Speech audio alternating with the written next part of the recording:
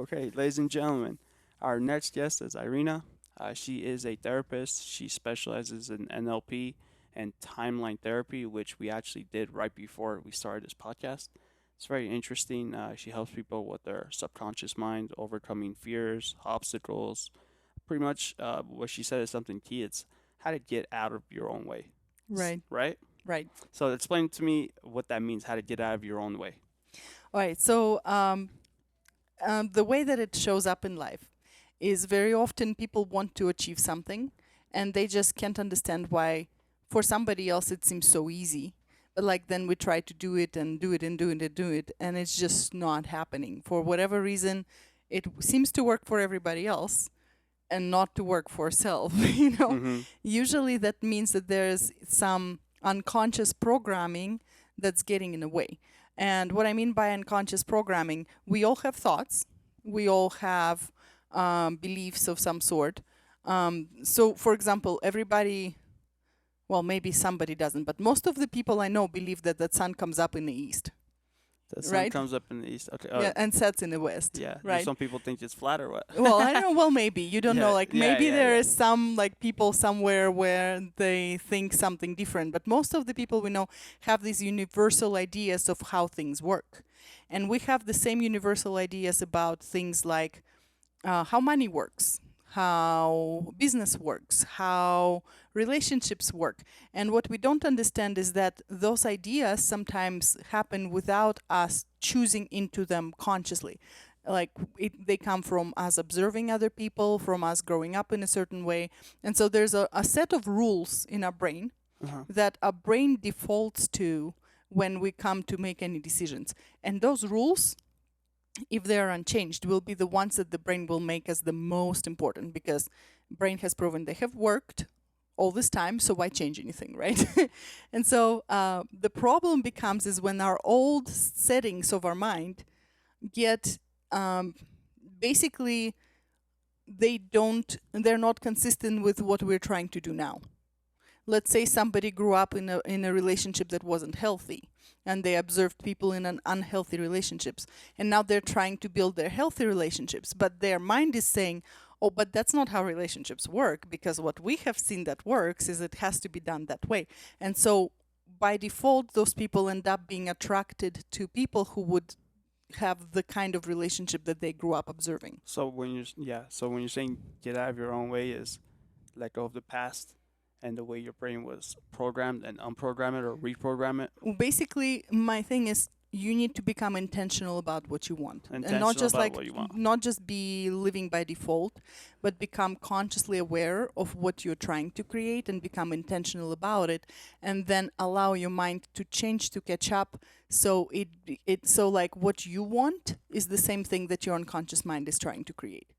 Because if you are fighting with your unconscious mind will win. Of course, because Sorry. isn't it? Yeah, that makes sense. Isn't it your conscious mind is 10%, your unconscious mind is 90%? There's lots of different numbers. The point is, like I've seen one of my favorite demonstrations with that, illustrations of that, was somebody who said like unconscious mind is like an elephant, and conscious mind is an ant on top of the elephant. Ant? Yeah. Oh, So okay. like the ant might want to turn Yeah, and yeah. go, but if the elephant doesn't turn, even if the conscious mind is going one way, but then conscious mind is going the other way, you're gonna end up going where the big stuff is Yeah, going. that makes sense. I would think like a mouse, but yeah, that makes sense. Yeah, because the mouse and the Right, right, elephant. right. Yeah, that's cool.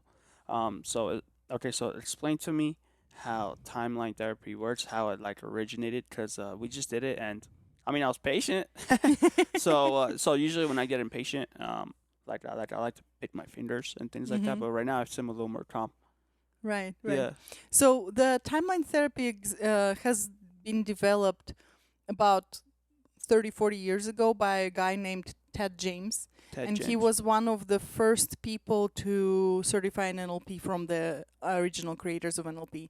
And what I love about that guy is he's very conscious of helping people and healing people. And so he approached NLP from that standpoint. And he developed this technique called timeline therapy techniques to basically help people make big changes in unconscious mind quickly, because he has noticed that we do the same thing over and over and over again, like in a traditional therapy, for example. and we work on one event, then we'll work on another event, then we'll work on another event. And there seems to always be another event to work through. And yes, it works and there is a result, but because there's always more and more and more that it's connected to, it just seems to be like a never-ending stretch of things, you know? Yeah. So timeline therapy basically goes to the root cause, to the source of all of those things that are connected to a problem. Let's say a problem being person gets angry super easily. Okay, so timeline therapy would determine the root cause of that anger, which, by the way, might surprise people because when we think ourselves, we only can find what we're consciously aware of. Mm-hmm. So, like, we will probably remember some time that we got treated unfairly, and so that anger never got resolved, and it's there. That's one of the events that we consciously remember. What about all those things we don't remember, or don't even like know that happened? So, when timeline therapy, you work with that, it goes and communicates with your unconscious mind and allows it to find the root cause, like the very first thing that created the problem. And so when that gets disconnected, all of the other events that were a part of the problem stop being a part of the problem. And so like the mind can then reevaluate them and assign them somewhere else. Because like basically it's saying, okay, you have a filing system, right, mind? And the mind will like to put one folder saying, this is why we're angry. There's a folder about this is why we're angry. And it keeps on filing all the things that have even this much anger to it into that this is why we're angry folder, right? So the mind goes like, okay, we're going to open that folder, dump it, and actually look at those carefully. Oh, see, maybe this one actually has some joy in it. Oh, and this one has some satisfaction. This one has some, hey, look, I did something good and people were jealous folder. This one, so like there could be so many different meanings to events, but if our mind decided that they belong in the anger folder, then it's using those events to be evidence of needing to be angry. So like if you refile it so they can go somewhere else, that anger doesn't have as much of a weight anymore. And so then you can, instead of reacting to like how big your folder is, you're reacting to what's happening right now, and so have a lot more ability to choose your own response rather than being forced immediately into anger. Got it. Okay, that makes sense. So that's how you reprogram your mind in a sense. Right. Go into the subconscious and just clean out the folder in a sense, or readjust the folder. Yeah, it's basically when you're not working with the content of the folder, you're not rewriting things, you're not changing what happened because what happened. Right. What you're changing is how is your mind storing that information. Okay. How does it view it? Where is it connected? And like how is it addressed? So when you said view, when we were doing our session, so we analyzed time as like linear. So that's how I pictured it. And there's a past, present, and future. Right. And I was looking at it from a bird's eye view, like from a top down. And then when I was asking if people had like a certain emotions trigger, you're like, I try not to go into that because I don't want the person to re-experience the same emotion. I want them to look at it from outside in. Right. Can you elaborate on that a little more? So the timeline therapy techniques is a context. Like there's a content and then there's a context. So what's the difference? Let's take a picture. A content is what's in a picture. For example, a flower or a mountain. Context is how big is the picture? What is it drawn with? How is it, like, is it black or white? Is that making sense? Yeah, that makes perfect sense. So we're not working with the content. So the person never has to relive what was going on. We're working with the context. So in which way did it get attached, established? What kind of thoughts did got attached to that thing that happened? And so because it's not a content type of technique, you do not have to go and connect with what happened. Instead, like you said, you observe it from above. So it basically allows you to, without being emotionally triggered, look at some difficult things in your life. And when I say look, it's not necessarily meaning that you will physically see them. It just means that you pay attention to them. And sometimes it's not something that you're even aware of consciously. So your unconscious mind can basically go back and to reevaluate what happened.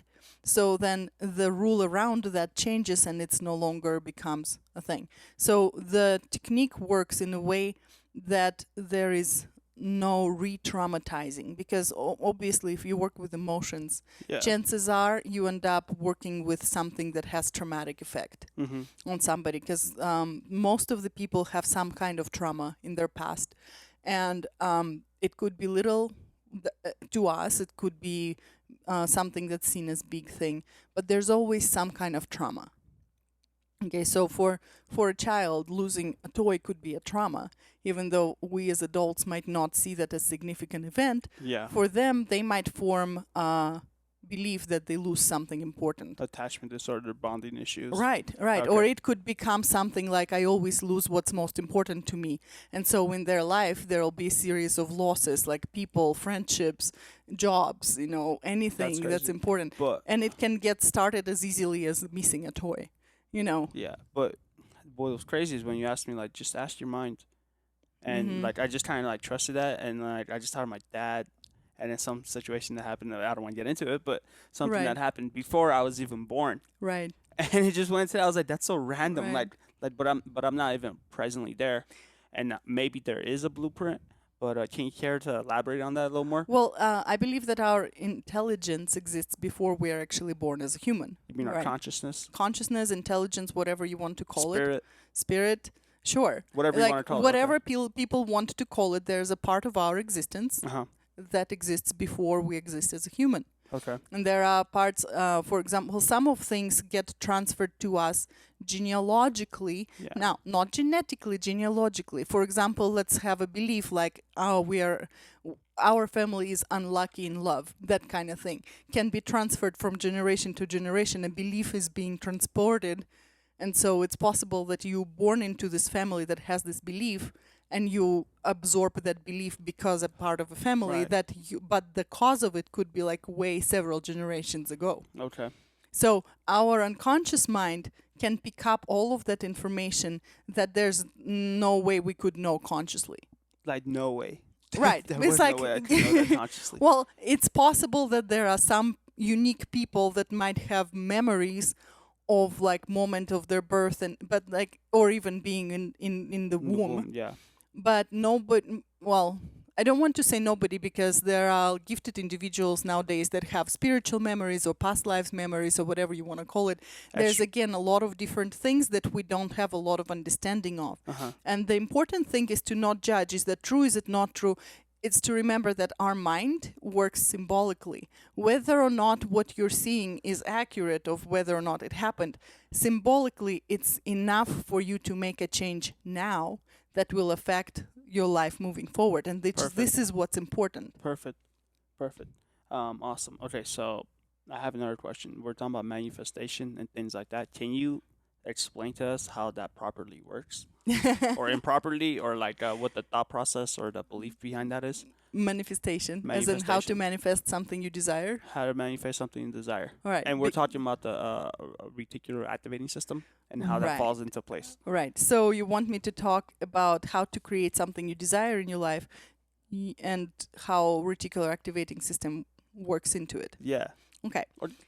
Let's say your mind. So reticular activating system is basically a search engine that's designed to search out things that are relevant or have some kind of sameness to your reality. Like, for example, if you're thinking about buying a new car, Right. suddenly you're driving on the street and you see that same car, different colors, but you see the same car, you're able to pick it out. That's how it works. Your brain is working towards it. It's searching, and it's finding things that are relevant to you. Now, a lot of people, when talking about reticular activating system, see it more as a filter and saying this is what like filters out, and so you don't see things that are important to you.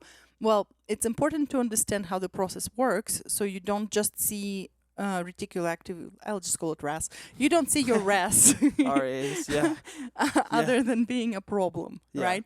Well, it's important to understand so that how it works, it's actually the mechanism by which your brain opens up to possibilities. Okay, let's say, and that's why it's important to program yourself and choose what you believe, choose what you believe will happen, what do you believe about yourself, your abilities, that kind of stuff. Because if your reticular activating system is looking, for example, for things that you believe being true, like I'm not good enough, I never get what I want, or I never have enough money. Oh my gosh, lots and lots of people struggle with that one. No, I don't have Because, enough like, money. I don't have enough money, right? Oh, If yeah. you have that belief, then your reticular activating system goes to work and starts showing you exactly why and how you don't have enough money. And it will start saying, see, you can't buy something now that you want, that shows you don't have enough money. Or it will say, see, this is going on, and it shows you don't have enough money. When actually what would happen if you believed the opposite, you would see the same situation differently and say, hey, look, even though like I don't have this much, I was able to make this work. So you would have an evidence of a different thing in the same things that happen. So like basically reticular activating system is a search engine for reality. So it's seeing what's your reality and it's looking for similarities. So if you are able to program a goal in your future and say this is definitely happening, and you have as much of a certainty feeling about that goal in the future as you do about, hey, I'm sitting right here on this couch right now. Like I know what it feels like to be certain that I'm right here right now. Like you know what it's like to be 100% certain that something is what it is, right? So if you have the same feeling of certainty about something in the future, then your reticular activating system will be looking for things that lead up to it. Nice. So it will be looking for opportunities, for connections, because the whole time we're surrounded by so much information and so much connections that we would never know about or think about if our brain is seeking out the reasons why we fail. So in other words, your subconscious mind would be gearing you towards that goal. Right. Yeah. Right. Unconsciously, you're not even aware of it. Right. You will just notice things that normally you don't notice. So like Yeah. when you change what feels as a reality to you, then your unconscious, what unconscious makes consciously available will Right. change. Awesome.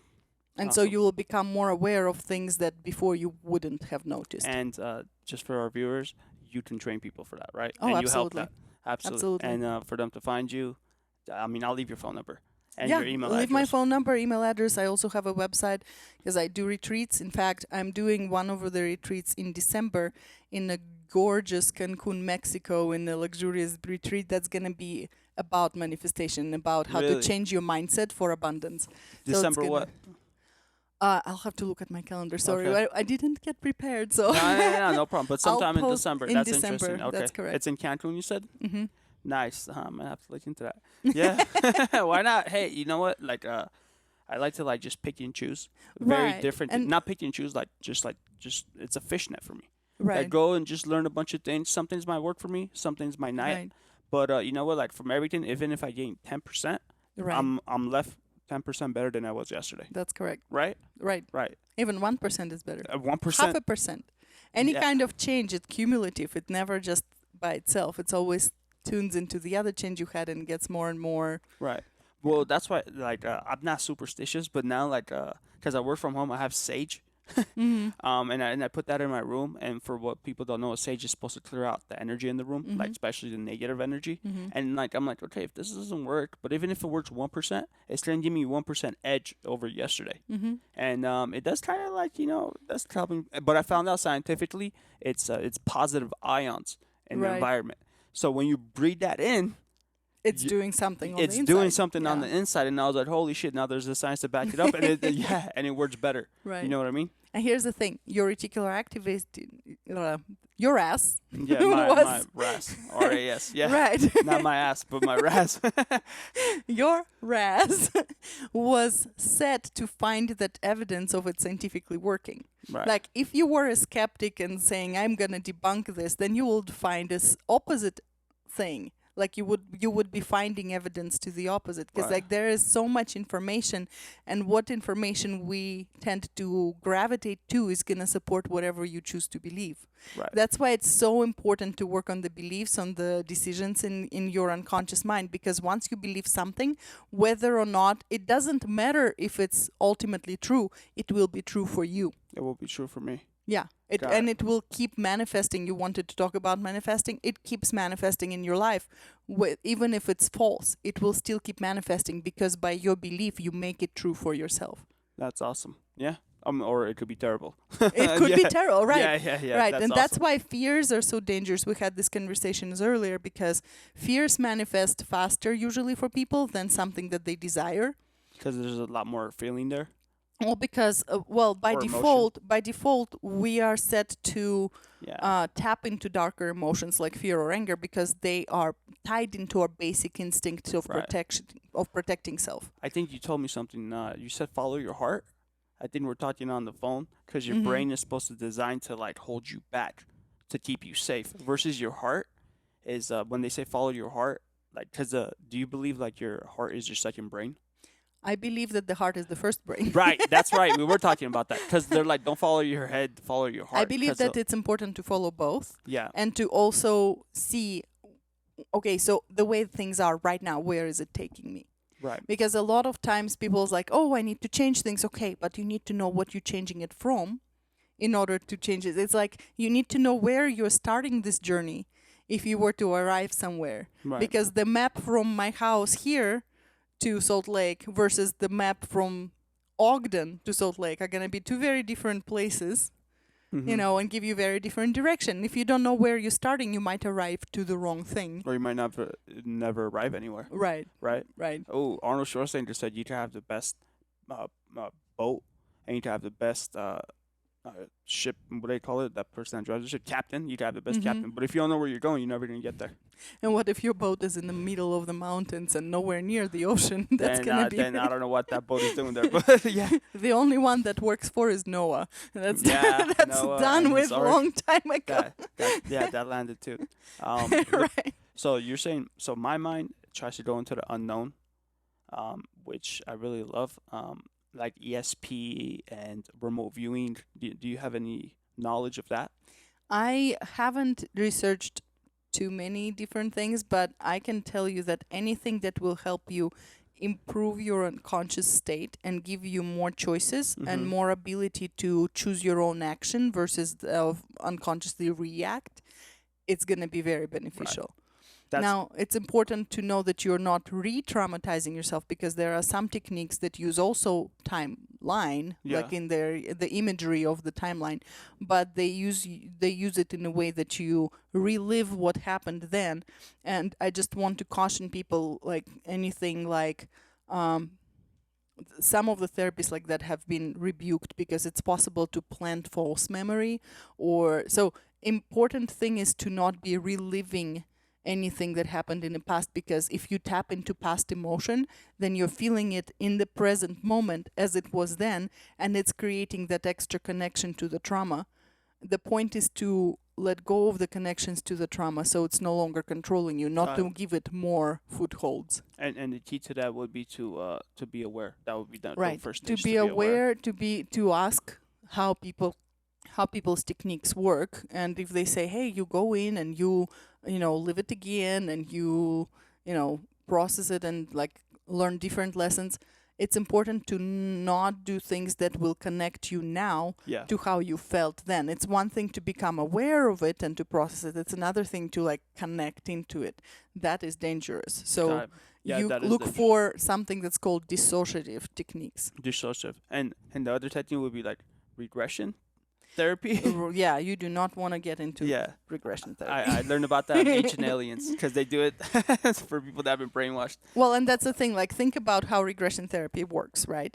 You go back into something, Yeah, that's you terrible and traumatic. regress, and you reliving that trauma again. So what's happening to you now? You're just the same thing that happened to you before happens to you again. So now you double the trauma Oh shit! Yeah, that's not good. because you're living it then and now. Like, Yeah. if you're living now what you lived then, now you have two places of trauma in your time. Great or not great? That's You're terrible. right. It's like yeah. But good to know so you can avoid stuff like that. And timeline therapy is very different because it's non-context, non-content. It's a dissociative technique. You do not associate into. In fact, like if we're working with the emotions that are potentially dangerous, I would not get you anywhere near that event until everything's already cleared, Guys, and only then go there to check if it's still there. for me, for the record, it took like 10 minutes. You're right. Well, I think that has a lot to do with me meditating now, more and more. Like I just want to meditate every single day, right when I Mhm. wake up, before I fall asleep, as long as I can. what are like some of the positive side effects to meditation, if there are any? Oh, meditations are beautiful, but it's also important what are you imagining for yourself, because it is possible to meditate.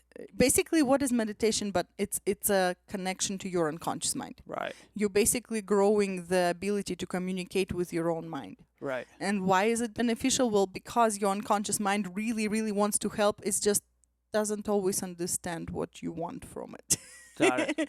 It might just think like you might thinking, "Ooh, I want that money," and the word money could resonate and go, "Money, money, money, money, money, money," and all of a sudden you might remember all of the hurt that money caused and all of the problems that you had when you didn't have money or anything, and the mind goes like, "Oh, they want us to avoid it.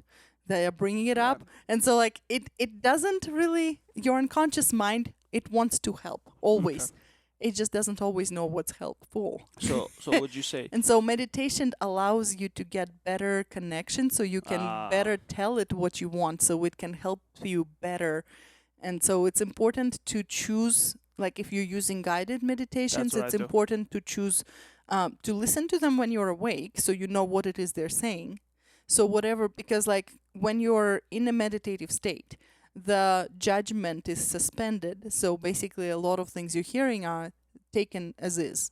Is that like in a hypnotic state? Yeah, In a sense? yeah. Okay. Meditation is a hypnotic state because you go inward. In fact, anything that's called trance, anytime you so much as ask yourself, what am I feeling right now? Because you're not going to the outside world for the information, but you're going inward. It's called trance. Trance. So light trance is like you're completely aware. Meditation is a it can be mid to deep trance. There's all kinds of things that can happen. Your brainwaves, in a sense, is what Right, you mean. right. Yeah, that makes sense. And so meditation is a hypnotic trance phenomenon. And so when you use that to install, you basically through meditation install the beliefs that you want to install. So how you make it better is you make sure you listen to what you're installing, so that doesn't go against anything, and so you're completely in agreement of what you're installing. You make sure that you work on doubts that arise, because doubts can still undo the good thing you do while meditating. And doubts are in essence limiting decisions. So if you let go of them, then there's no doubts, nothing to hold you back from believing something will happen. Nice. There's one more thing I want to caution people, because like a lot of people who meditate a lot meditate on desired outcome, right? To make it real, to make it feel real, to make it like feel like it has already happened, Yeah. right? Sometimes I do. There's different meditations. Right. But like, here's the thing. If you do that in a way that your mind is left at the end with feeling that it has already happened, why would mind then work to make it happen if it has already happened? Why would the mind work to make it happen? Why would it need Yeah, I to get what work you're saying. towards it if it's already happened? So you want to be careful, like the way that the timeline Right. therapy goals work, like the way you said it with the timeline therapy, is they make sure that you have that feeling of having it completely real, Yeah. but then you back off from it, so your mind knows like it's there in the future, but I'm not there yet. And so it starts creating motion towards it to Right. get there. Because otherwise, I've seen a lot of people become very, very good with visualizations. Yeah. And they visualize themselves like one with what they want, They're so and then good. it never happens because their mind is like, we already got this, like We why already would we got do this. anything? That makes sense. Yeah, I would see that happening a lot for materialistic things. What about for like cancer? Like I kind of see people visualizing themselves not having the cancer, and like, I mean, there was some other stuff going on, but they're able to cure cancer. But a lot of times, I know what you mean. Like if I visualize myself having more money, and I'm like, oh, I already have the money, then my mind will be like, oh, why do you need more of it? You're right. Right. Right. First, So I don't want to go into anything that has the word cure in it, yeah, just because as a person who works with untraditional things, I'm not allowed to use words like cure Sure. or treat Help, or anything. So let's just say that I'm just going to go into very generic way here and talk about diseases as in general. Okay. All right. Our mind communicates through the thing that it has, which is body, right?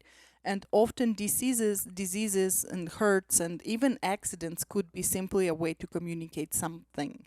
Because our mind is very metaphorical. It cannot just start talking to you If you don't have an ability to communicate with your own mind, just say, hey, what's this? And like hear the response. Just like that's one thing you tried was new to you in the timeline therapy, is like you asked a question and it gave you an actual situation. Yeah, but that was that was a little strange though for me. Right, because it was new. It was very new. Most of the people don't have this like, hey, I can just ask myself and hear the answer. It's like, wait, what? Well, what I do is, do you know what a sigil is? Mm-hmm. So what I do is I put that over my hand and I ask my subconscious like which way Right. is yes, which way is no. Right. I could get a yes or no, Right. but I can't get any pictures. I can't get any answers. Yet. Like if I I guess yeah. So what I'm saying, most people, and it's already advanced to be able to get a yes and no from your mind. Pendulum. Right, That's through the pendulum. Word. Yeah, I pendulum. knew what you meant. But like the thing is that even that, not a lot of people know how to do. So your mind goes like, well, I have to deliver an information in some way. Yeah. So it delivers it symbolically through the body. Okay. Of the pain. Of whatever, Okay. pain, trauma. And so things start happening. And sometimes so there's like a lot, it's a very heavy subject, because we look at sickness as something that's bad, right? Because it disrupts lives, it causes emotion. Pain, suffering. Right. So what's important to understand as far as body goes is our body wants to communicate, and also that our life is not ending with this life. So sometimes our mind doesn't see physical danger to our life as the ultimate danger, especially if somebody believes that life continues on. They're not going to feel as terrified of dying as somebody who believes that everything is over at death. And so for them, their mind might create a life-threatening disease to convey something, because it's not as scary as losing some eternal perspective thing. So is that making sense? That does make like perfect I want sense. to stay very general here, and because I Got it. don't want to offend anybody, and I don't want it to sound like, hey, I'm this guru who knows exactly what happens. Yeah. I get sick, my kids get sick. What I do when I get sick is I instantly go and start asking, okay, what are you trying to teach me? And usually I find something that needs to be removed: emotions, beliefs, thoughts, and our body is very symbolic. And so it would most likely manifest things that symbolically have to do with something that's not working in life. So like Overworking sometimes, yourself and then you get right, sick. it Like, sometimes stop gets so funny, because like people will come to me, because like I also do the best technique, which is like a quick fix kind of thing, What's that? bioenergetic synchronization technique. Explain to me what that is. I have no idea what that is. See, I'm curious. That's why I started this podcast. So like we might What have is to that? do another one that's all about that. It's basically ability to align the body magnetically to like help it be in alignment with itself, Well, like- mind and body. Okay, because one of my legs is a little bit longer than the other. Mm-hmm. Could that fall into that practice? Sure. Because I went to a therapist. Chiropractor. To kind of I'll like give fix you it. a free session. You can try it out and see what it does. Ooh, okay. All right. So, but basically, because I work with people's physical ailments as well, sometimes people will come and say, "Oh my gosh, my head is killing me." And so, knowing that the body is symbolic, sometimes it's funny as saying, "So, what's the biggest headache in your life right now?" Metaphorically. Metaphorically. They'll be My like, wife. this person is, I'm like, okay, let's work on emotions towards this person, and we'll work on emotions towards that person, and then we'll start, and I'll ask, how's your headache? They're like, wow. It's strong. It's like, Yeah. you'll never know. I had another time when I was working with somebody whose headache simply wouldn't go away. And there's something in NLP that they teach you is something called secondary gain. Secondary gain is simply put, like, for the body or the mind, if the benefit from having the problem is heavier or like outweighs the discomfort of the problem, then it would rather keep the problem than get rid of it. Give me an example of that. Example would be this. So example would be somebody who won't get better because when they're sick, they get attention from loved ones. Oh, those attention whores. Yeah. Okay. But that's got the thing. It's not like they're doing it. They literally get sick. They physically get sick. It's not like they purposefully make themselves sick. It's not like they poison themselves. Their mind creates sicknesses because they feel deep inside on the unconscious level that the only time that they have people be nice to them Yeah. is when they're sick.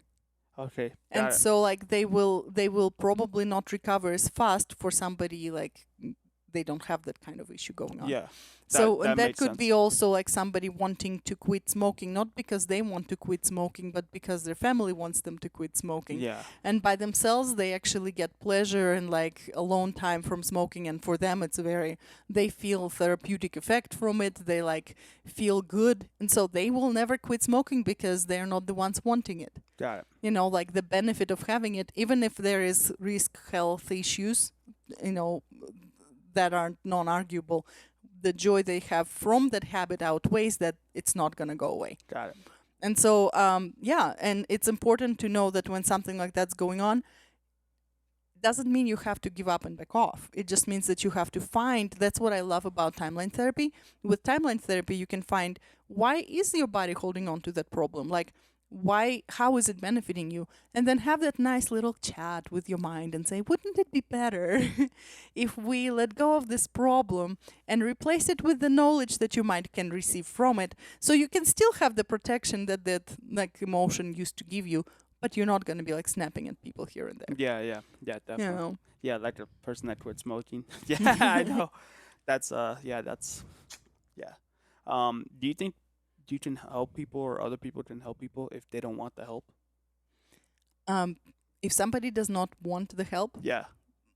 there is nothing that anybody can do. Thank you. Because I had Period. I had a friend that was into drugs, and we all tried to help him, and then he had psychosis, and I tried to help him for years, and I realized you can't help people that just don't want Yeah, your help the because any change, it happens on the inside. internally, right? Right. Because anything on the outside changing it can make change easier. It can kind of like nudge things the direction, but the actual change happens in person's mind unconsciously before it can happen physically and everything.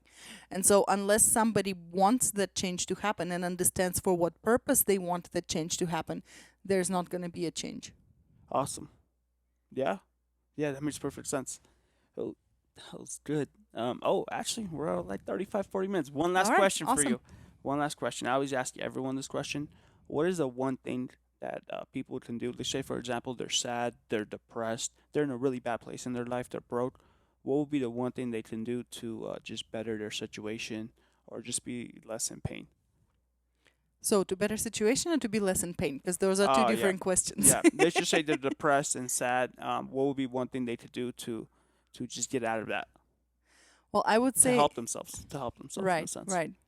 I'm going to give a quick technique that just helps get out of any stressful emotion. Mm. It's just a breathing technique. Yeah. Okay, so one thing I can say that emotions are not as simple as they sound. Like there's always some connections to something and events, and it's complicated. So I wouldn't recommend people to just look for quick fixes. But if you find yourself in a situation that you need to function, there is a technique called rhythmic breathing that basically physically what it does, it turns on the parasympathetic nervous system, which is responsible for digestion and sleep. And so that breathing, it's basically breathing into count of 4, then holding your breath to the count of 4, then breathing out the count of 4, and holding your breath count of 4. Box breathing. Yeah. Yeah, it's called box breathing, rhythmic breathing. There's different names.